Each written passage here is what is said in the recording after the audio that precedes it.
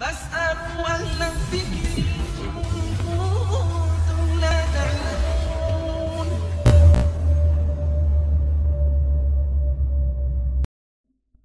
Baik Ustadz, kini kita telah memasuki sesi tanya jawab. Kami informasikan kembali bagi para jamaah Masjid At-Tauhid yang ingin bertanya dapat menuliskan pertanyaannya di kertas atau dapat bertanya langsung via mikrofon yang telah disediakan oleh panitia. Dan bagi para pendengar setia Radio Darussalam juga dapat mengajukan pertanyaannya melalui nomor WhatsApp 0821 6403 5131 atau bisa juga menuliskan pertanyaannya di kolom komentar channel YouTube Roja Darussalam. Baik Ustadz, kini kita telah menerima satu pertanyaan dari komentar channel YouTube Roja Darussalam. Assalamualaikum warahmatullahi wabarakatuh. Ustadz, bagaimana langkah atau cara kita menguatkan 4 kaidah beragama ini dalam kehidupan kita biar istiqomah? Iya. Bagaimana diamalkan? Ikhwatul iman, antum murajaah dulu bahwasanya kaidah-kaidah ini ketika bertemu dengan situasi dan kaidah ini atau akan paham. Ketika ketemu di kondisi orang-orang misalnya nyembah cincin, jimat. Kenapa antum kok berdoa kepada cincin? Oh enggak, ini wasilah aja.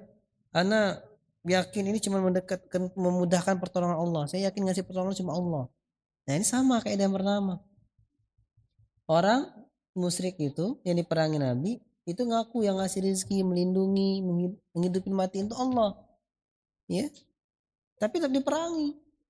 Terus kaidah yang kedua, dia nyembah ini alasannya untuk mendekatkan dirinya kepada Allah. Sama. Orang punya jimat, punya pusaka atau orang nyembah wali siapa untuk dekat, untuk dapat syafaat. Sama kaidah kedua. Berarti ketika itu terjadi kepada kita, ada orang ngajak nyembah selain Allah, ngajak berdoa kepada selain Allah pada orang soleh, kita bisa? Enggak bisa, enggak mau. Kenapa? Ini kan kita tetap nyembah Allah, ini sekedar perantara.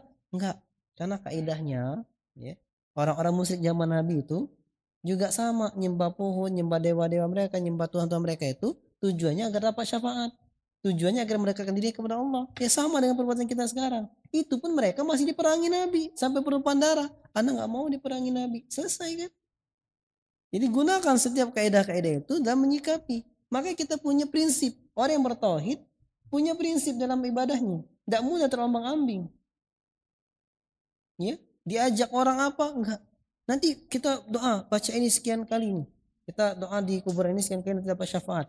Loh, kan Allah bilang yang dapat syafaat itu izin Allah. Kalau dia nggak diizinin Allah, nggak ada keterangan dia dapat syafaat. Kalau Al-Quran benar ada hadisnya. Puasa ada hadisnya, Nabi jelas, orang jihad yang Allah jelas ada hadisnya bisa kasih syafaat. Nah dia mana dalilnya bisa kasih syafaat? Tuh, ini bisa kita terapkan. Ulangi lagi semua 4 kaidah ini dibaca berulang. Ketika ketemu situasi kita diajak untuk berbuat syirik yang masuk dalam 4 kaidah itu kita bisa menolak. Maka ini diantaranya 4 hal penting kita, 4 kaidah utama dalam beragama, dalam bertauhid, dalam mengenali syirik. Wallahu ta'ala a'lam. Baik Ustadz, jazakallahu khairan Ustadz atas jawabannya. Baik Ustadz, ini ada pertanyaan lagi Ustadz. Assalamualaikum warahmatullahi wabarakatuh. Waalaikumsalam warahmatullahi wabarakatuh. Maaf Ustadz, pertanyaannya di luar tema. Kemarin aku menghadiahkan Al-Quran kepada kedua orang tuaku dan satu orang tua mertuaku pada 10 Muharram kemarin. Itu sampai enggak Ustadz pahalanya untuk mereka yang sudah meninggal. Dan 2 hari kemudian aku bermimpi bertemu dengan orang tuaku dalam mimpi tadi malam. Itu apa artinya Ustadz? Tolong penjelasan Ustadz. Jazakallahu khairan. Ya, ini pertanyaan terakhir ya. Saya tutup. Kalau sudah pertanyaan luar tema, berarti di tema habis sudah. Nabi SAW bersabda, al-waladu min kasbi walidihi. Anak itu adalah hasil jeripaya orang tuanya, adalah usaha dari orang tuanya. Jadi apa maksudnya? Maksudnya apa? Kan Nabi bersabda, "Idza mata ibnu Adam inqata amaluhu illa min thalas, shadaqatin jariyah aw ilmin yuntafa'u bi aw waladin shalihin yad'ullah." Kalau anak manusia meninggal dunia, putus amalnya dari 3 hal: sedekah jariyah, ilmu yang manfaat, dan anak soleh mendoakannya. Nah, anak adalah hasil jeripaya orang tua.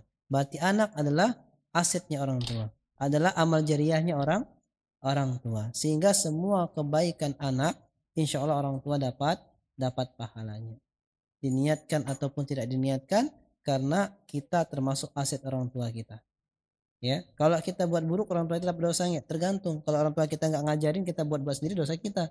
Tapi kalau orang tua kita ngajarin, kita buat dosa, terus kita praktekkan terus sepeninggalnya, maka orang tua tetap berdosa. Karena itu hasil dari dosa jariah yang diajarin. Tapi kalau orang tuanya nggak pernah ngajarin keburukan, selalu ngajarin kebaikan. Suatu saat kita tersadarkan, kita amalkan ajaran orang tua kita, maka orang tua kita dapat pahala. Adapun kalau didatangi mimpi oleh orang tua, wallahu taala alam, ya, karena bisa jadi mimpi itu banyak sebab, ya. Jangan kita rasakan kita sebagai mimpi itu langsung ru'ya shadiqah, langsung mimpi itu benar adanya, karena kita bukan nabi, ya. Ya, kalau antum ngerasa Ustaz itu mimpi saya itu pasti benar, berarti antum lebih hebat dari Nabi Shallallahu Alaihi Wasallam. Karena mimpi bisa benar, bisa salah, bisa datang dari Allah sebagai ru'ya shadiqah dibagi orang-orang yang soleh, bisa datang dari syaitan, ya. Jadi antum lihat ketika antum bermimpi, antum praktek nggak, wudhu nggak, baca doa nggak, baca nggak tuntunan Nabi, musabkan nggak, sudah itu lakuin semua, tiba mimpi yang dilihat, insya Allah bisa ru'ya shadiqah. Tapi kalau tidurnya kayak terjun kolam renang, tidur gitu, tiba-tiba mimpi, saya mimpi gini, nah jangan dari jin mimpinya, ya. Gitu. Nah, insya Allah apa maknanya? Sekarang tidak usah dipikirin maknanya. Insya Allah ketika kita teringat dengan sesuatu itu bisa akan termuncul dalam mimpi. Ambil hikmahnya aja. Ketika kita mimpi orang tua kita telah meninggal, hikmahnya apa? Orang tua kita pengen kita jadi aset pahala baginya. Jadi apa maksudnya?